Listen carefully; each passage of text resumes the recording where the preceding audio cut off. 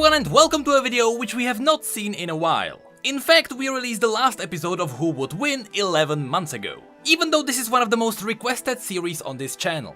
In the past, I usually released these videos when I had nothing else to talk about, which these days is not the case at all. Riot is releasing new stories almost every other week, so if anything, I am almost unable to catch up. With that said, because this is one of the most requested and popular series on this channel, it was always able to stabilize the analytics. So, because of everything that's happening in the world, we got into a bit of break the glass in case of emergency situation. Combine this with the fact that, yes, I am still a father, and no, I have technically not really taken a break from making videos. And now I am in a situation where I could really use a break. But again, because of what's happening in the world, I have no idea what would happen to this channel if I actually took a break. And so, I'm not going to risk it. And this is how we got here.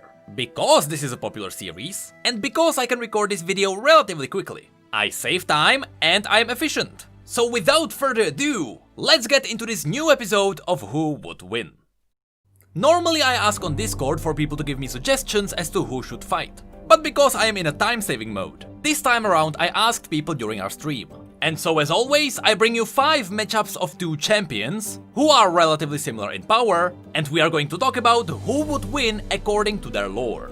So, I don't care if in the game Draven can throw infinite axes, and I don't care if in the game Aurelion is actually tiny, because in the lore, things are different. But that's enough for the introduction, let's get right on it. Our first matchup is Master Yi against Yasuo. Although Master Yi is one of the oldest champions in the game, right now his story is in a really good spot. Normally these old champions stay outdated for a really long time, but that's not the case with Master Yi. Master Yi comes from the Vuju village, which is a village hidden in the mountains of Ionia. Or rather was. Because you see, the Vuju technique is a special style of wielding the blade, which normally wouldn't be anything unusual. But this fighting style was so deadly that the Vuju village stayed hidden in the mountain so that nobody could find it. Because should the wrong person learn how to use the Vuju technique, they would be able to level entire armies on their own. That's how powerful this technique is. And that's why I said that this village was hidden in the mountains.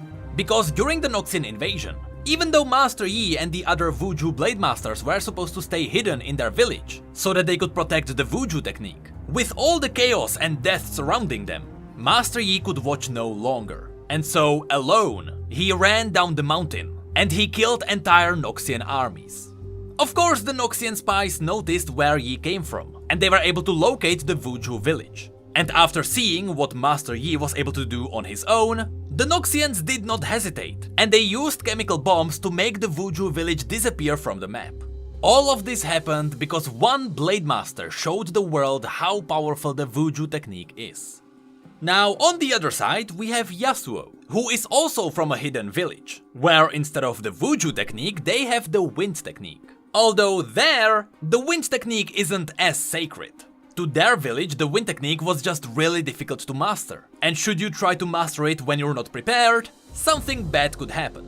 On top of that, because the village was not as well hidden as the Vuju village, that kinda tells us that the Wind technique is not as dangerous. I mean, even Riven just randomly stumbled into the village, so their security wasn't really that great. Anyway, with that said, the Wind technique is still very powerful.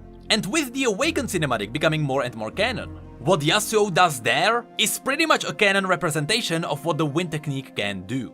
So in a battle of Master Yi against Yasuo, Yasuo would have a slight advantage because he would have longer range. Not only is he wielding a lighter and longer sword, but the Wind technique is actually prolonging it even more. Even if his blade misses, the wind follows up with a longer cut. However, with that said, this longer range would be nothing against Master Yi's speed. Master Yi's Alpha Strike is not just a random dash, and it is definitely not a spell.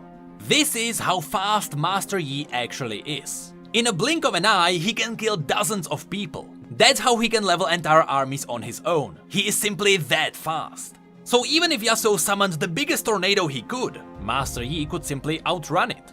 If Yasuo summons the biggest wind wall we have ever seen, Master Yi can simply run around it.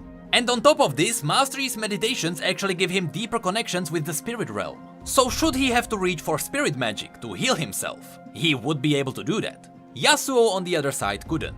The only pain relief he has is alcohol, and in this case it wouldn't be enough. Next up we have Elise against Nidalee.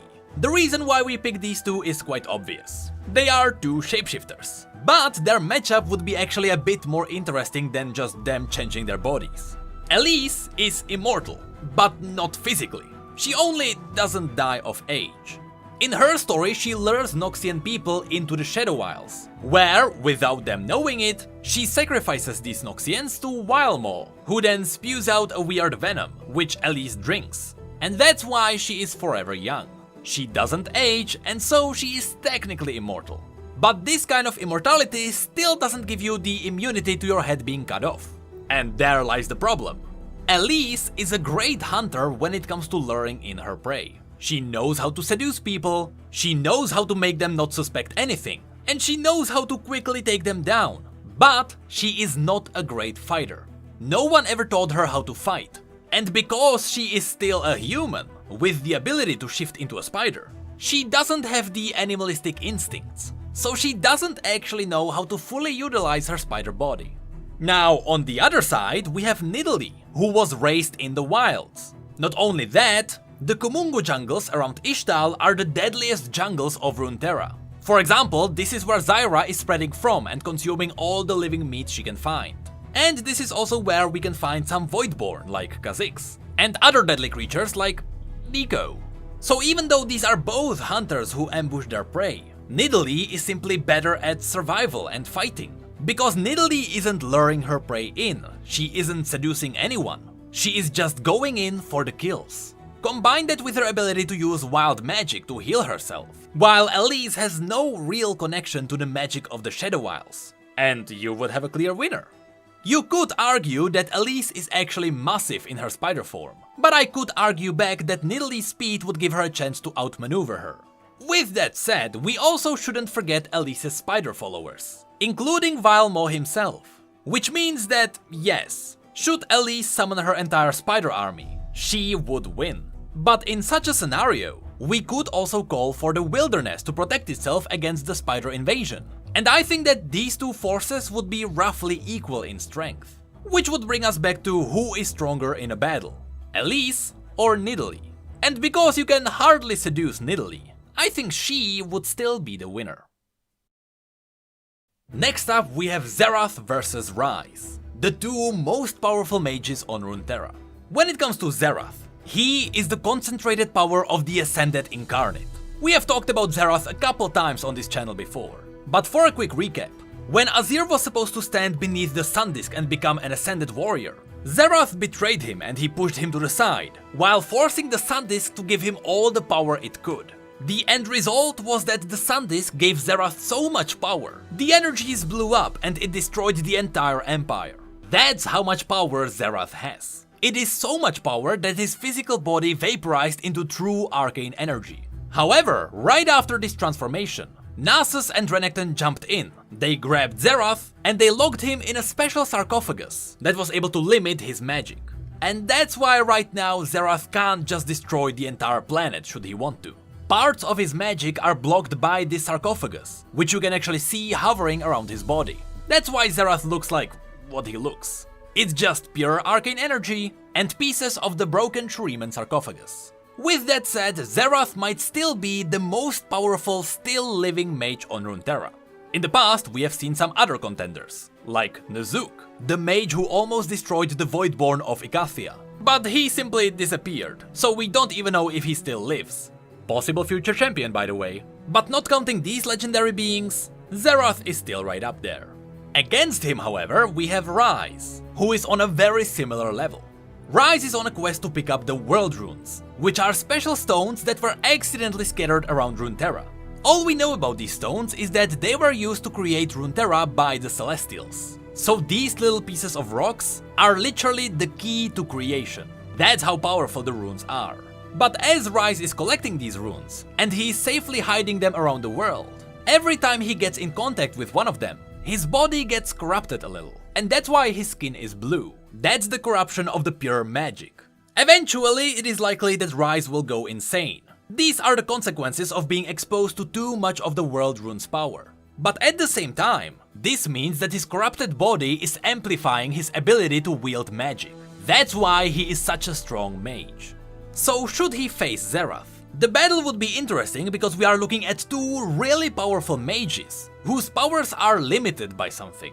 In Xerath's case, it is the sarcophagus. But in Ryze's case, it is just that he doesn't want to use the full power of the world runes. He is hiding these stones so that no one else could use them. That is the purpose of him looking for them. He is literally saving humanity from destroying itself. But in this battle, Xerath would definitely be winning. The arcane powers of the Sun Disk are simply way too strong. After all, it is the magic of the Celestials. But this battle would eventually get to a point where Ryze would have to use the power of the world runes. And when that happens, there is no way Ryze wouldn't win.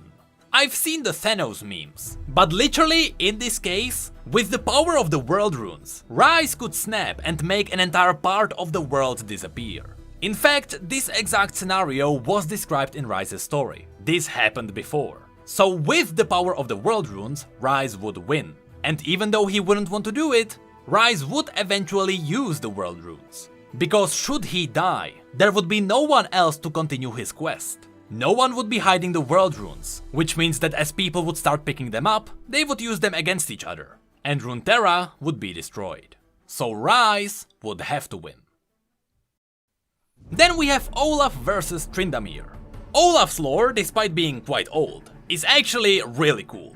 The reason why Olaf is awesome is because in his village called Lokfar, the Viking-like barbarians see glory in battle. No matter what they do, fighting is the best way to live. However, one day, his village's shaman gave Olaf a prophecy. The shaman had a vision where he saw Olaf die peacefully lying in his bed, which to the warriors of Lokfar was quite an insult. A warrior should die in battle. To die peacefully lying in his bed would be cowardly. And so Olaf decided to just go out into the world and prove the prophecy wrong. And so he dived into the oceans and battled the biggest kraken worms anyone had ever seen. And he won. So then he started traveling around Runeterra and he battled other legendary beasts that killed entire armies. But again, Olaf would be victorious. In his latest story, Olaf traveled to Bilgewater during the Harrowing. And there he fought entire armies of the undead. He even fought a giant undead kraken worm. And yet, he was victorious. The prophecy says that Olaf will die lying in his bed. So technically, as long as Olaf fights, he cannot die. That is his curse. That is the prophecy. But against him, we have another barbarian, who has a similar curse. Tryndamere comes from a barbarian village that worshipped the Iron Boar, which is a demigod just like Anivia, Ornn or Volibear. And they believed that this faith in the Iron Boar was what was giving them legendary stamina and endurance. Of course, with Tryndamere being the most resilient of these barbarians. One day, a dark-horned figure walked into their village and slaughtered everyone. Many even believed that this figure was their Iron Boar god. But they were mistaken, because this creature was not even Freljordian. This figure, which all of us know was Aatrox, stabbed Tryndamere in his heart with his living sword. But by doing so, he transferred some of the darkened blood magic into his body. We don't really know why or how Aatrox did that, but we assume that he did this so that he could harvest Tryndamere's body later on. Aatrox is still just the sword. The body we see in the game, and in the story, is just a body of a random person who picked up Aatrox's sword, and Aatrox just consumed his body. And this brings us to what Tryndamere can do. Because Aatrox gave him some of his blood magic, either intentionally or unintentionally. That's why Tryndamere has his undying rage. It's the blood magic raging through his veins. In his newest story, it was even revealed that his body is able to heal itself, in the matter of seconds after it was wounded. You know, because blood magic can easily morph bodies. After all, that's why the Darkin look so twisted and grotesque. It's because they morph their bodies into armor.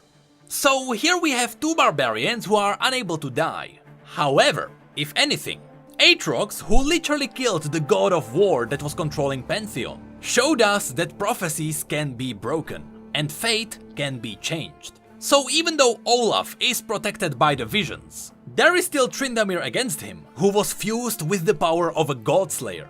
and who already died once and came back. Olaf didn't even do that. So looking at the past of these two warriors, Tryndamere would be more likely to win. And for the last battle, we have a special one. We have Lux versus Ezreal. Lux is interesting because she should be able to do more than what she does in the game. But at the same time, she does some things in the game which she shouldn't even be able to do. The reason why she can deal damage with her spells is because she is able to burn things with her light. But in the story it was revealed that she should also be able to make herself invisible. In her bio, she did this by dispersing the light around her. However, she shouldn't have any kind of support ability. Healing people or making shields should not be possible with the light. Or at least not in her case. Because even though Lux is a mage, she isn't a trained mage. Because Demacia hates mages, of course there was no one in Demacia who could teach her how to wield her powers. And so everything Lux can do was literally self-taught. Sylas might have helped a little, but still, she barely knows how to use her own magic. Every time she did something, and you can check this in the story, it was always on accident. But against her we have Ezreal, who is still trying to make the relationship between them real, even though Lux has no recollection of ever meeting Ezreal. Now, Ezreal does have some knowledge of how magic works, but he is not a mage himself. The reason why he can cast spells and even teleport around is because of his glove. Now, the glove is the gauntlet of Nezuk, who was an ascended warrior of Shurima.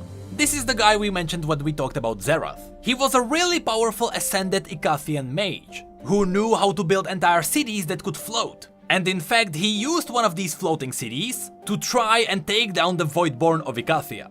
As I mentioned before, he failed. His floating city crashed, and he just ran away. With that said, he was still a really powerful mage. And now that Ezreal is wielding his glove, you may realize that although Ezreal is still a human, he is holding the power of the Ascended literally in his hands. And that's just one of the gauntlets. The other one is still somewhere in the world, and you can imagine what Ezreal would be able to do if he got the second one as well. But, as the two champions are right now, in a 1v1 scenario, Ezreal would win. Both of them are not really sure how to wield their powers. Lux should have the advantage, because she was born as a mage, but because Demacians were always trying to suppress her powers, she never learned how to be efficient with magic, and she never discovered what can she actually do with her powers. But when it comes to Ezreal, the glove has a kind of a autopilot built in. And so even when Ezreal is not entirely sure what he can do with the glove either, the glove can do things on its own. Or rather, Ezreal can even think about what he wants to do, and the glove will do it. That's why he is always lucky enough to get out of dangerous places. With the glove he can just teleport out or blast through the walls. However, with that said, even though Ezreal would definitely be more powerful, in a real battle, because remember, this is according to the lore, Lux would still win. Because like it or not, even though in the story Ezreal is a bit of a jerk, he still wouldn't hit Lux. And so should it come down to life or death scenario, I think Ezreal would actually sacrifice himself. He would try to escape the battle so he wouldn't have to fight Lux, but if there was no other option, he would let Lux live. And Lux would take the opportunity. Because she doesn't give a damn about Ezreal and she would just burn him to ashes. But that is it for this episode of Who Would Win? Again, I should probably get back to stories, because I still have a lot of them to cover. But it was nice to just turn on the microphone and speak without a script for once. It's way faster and it is more efficient. And you know I need this. Now, if you really like this series, do let me know. I will try to make these videos more often if you really want to. But knowing myself and looking at the past, if you came here just for the Who Would Win episodes, I'll see you next year. Hey, did you know that we have social media and Twitch where we talk about other League facts and stories? And did you know that we have need mugs and shirts too? The links to all of that will be below. And as always, thank you, come again.